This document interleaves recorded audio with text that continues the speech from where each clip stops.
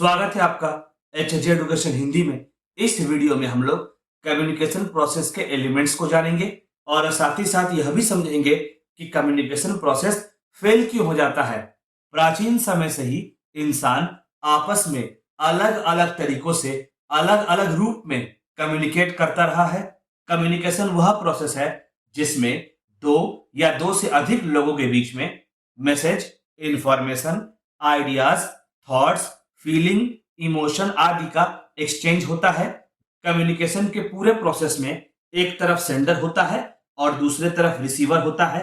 अच्छा, कम्युनिकेशन के कुछ एलिमेंट्स होते हैं जो किसी भी कम्युनिकेशन प्रोसेस को कंप्लीट और इफेक्टिव बनाते हैं, संपूर्ण और प्रभावी बनाते हैं। चलिए आगे बढ़ते हैं और कम्युनिकेशन के अलग अलग एलिमेंट्स को पढ़ते हैं।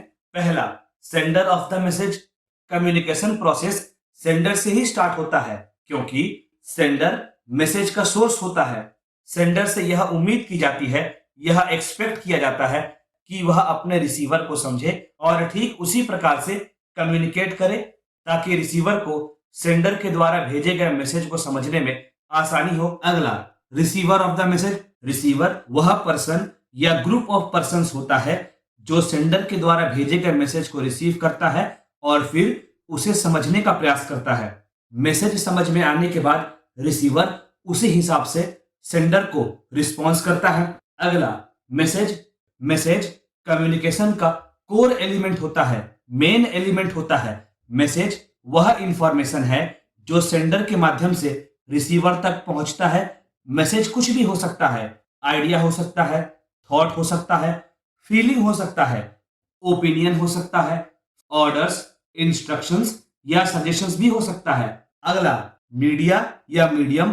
मीडिया या मीडियम कम्युनिकेशन चैनल्स होते हैं जिससे मैसेज सेंडर से रिसीवर तक ट्रांसफर होता है।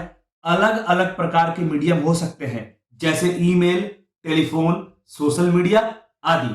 अगला, इनकोडिंग एंड डिकोडिंग। अगला एलिमेंट है encoding and decoding. Thoughts, ideas, messages को साइंस और सिंबल्स में ट्रांसलेट करने के प्रोसेस को इनकोडिंग कहते हैं। सेंडर अपने विचारों को व्यक्त करने के लिए एप्रोप्रिएट वर्ड, पिक्चर्स और साइंस सेलेक्ट करता है। डिकोडिंग वह प्रोसेस है जिसमें रिसीवर मैसेज मिलने के बाद मैसेज में लिखे सिंबल्स, साइंस को समझने का प्रयास करता है। कम्युनिकेशन तब इफेक्टिव होता है जब रिसीवर मैसेज को ठीक उसी तरह से समझता है जैसे सेंडर उसे समझाना चाहता है। दूसरे शब्दों में, कम्युनिकेशन तब इफेक्टिव होता है जब रिसीवर को मैसेज एज इट इज समझ में आता है। अगला, रिस्पॉन्स और फीडबैक। मैसेज मिलने के बाद रिसीवर मैसेज को समझने का प्रयास करता है और उसी हिसाब से रिएक्ट करता है, मैसेज के अकॉर्डिंग रिएक्ट करता है और यही रिएक्शन रिस्पॉन्स को दिखाता है। रिसीवर के इसी रिस्पॉन्स को फीडबैक भी कहते हैं। फीडबैक की सहायता से सेंडर को यह पता चलता है कि रिसीवर को मैसेज किस हद तक समझ आया है। अगला एलिमेंट है नॉइज। कम्युनिकेशन में किसी भी प्रकार का डिस्टॉर्शन को नॉइज कहते हैं। दूसरे शब्दों में, ऐसा कुछ भी जो कम्युनिकेशन प्रोसेस में बैरियर का काम करता है, रुकावट उत्पन्न करता है, उसे नॉइज कहते हैं। जैसा कि हम लोग जानते हैं, कम्युनिकेशन प्रोसेस वह ढांचा है, वह स्ट्रक्चर है जो यह डिस्क्राइब करता है कि मैसेज किस प्रकार सेंडर से रिसीवर तक पहुंचता है। कम्युनिकेशन एक ह्यूमन प्रोसेस होता है और इसका एप्लीकेशन यूनिवर्सल होता है। फर्क नहीं पड़ता कि ऑर्गेनाइजेशन का साइज क्या है या ऑर्गेनाइजेशन का टाइप क्या है, कम्युनिकेशन हर एक प्रकार की ऑर्गेनाइजेशन में इक्वली इंपॉर्टेंट होता है। कम्युनिकेशन प्रोसेस का एम होता है, ऑब्जेक्टिव होता है, यह इंश्योर करना, यह सुनिश्चित करना कि मैसेज सही तरह से सेंडर से रिसीवर तक पहुंचे। अगर ऑर्गेनाइजेशन को कम्युनिकेशन प्रोसेस से प्रॉपर फायदा लेना है, प्रॉपर लाभ लेना है, तो कम्युनिकेशन प्रोसेस का प्रॉपर मैनेजमेंट बहुत जरूरी हो जाता है। ऐसे बहुत सारे कारण होते हैं जिसकी वजह से कम्युनिकेशन प्रोसेस फेल हो जाता है, कम्युनिकेशन प्रोसेस सही से काम नहीं कर पाता। तो चलिए उन कारणों को समझते हैं, उन रीजंस को समझते हैं। पहला, communication without information. Communication process start करने से पहले सेंडर और रिसीवर के एबिलिटीज, कम्युनिकेशन चैनल की विशेषता और लिमिटेशंस आदि के बारे में जानकारी होना बहुत जरूरी हो जाता है। अगर कम्युनिकेशन प्रोसेस स्टार्ट करने से पहले इन सब की जानकारी इकट्ठा नहीं की गई तो कम्युनिकेशन प्रोसेस के फेल होने के चांसेस बढ़ जाते हैं। अगला, फॉल्टी अजम्पशन।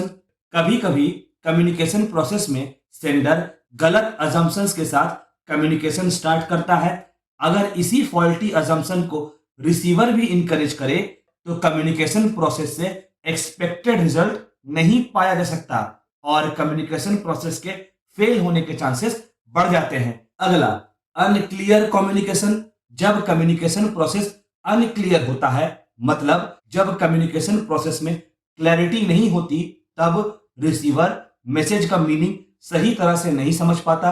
अब यही लैक ऑफ क्लैरिटी सेंडर और रिसीवर के बीच में एक बैरियर के रूप में काम करता है और यही lack of clarity communication process के फेल होने का कारण बनता है। अगला, डिस्टॉर्शन।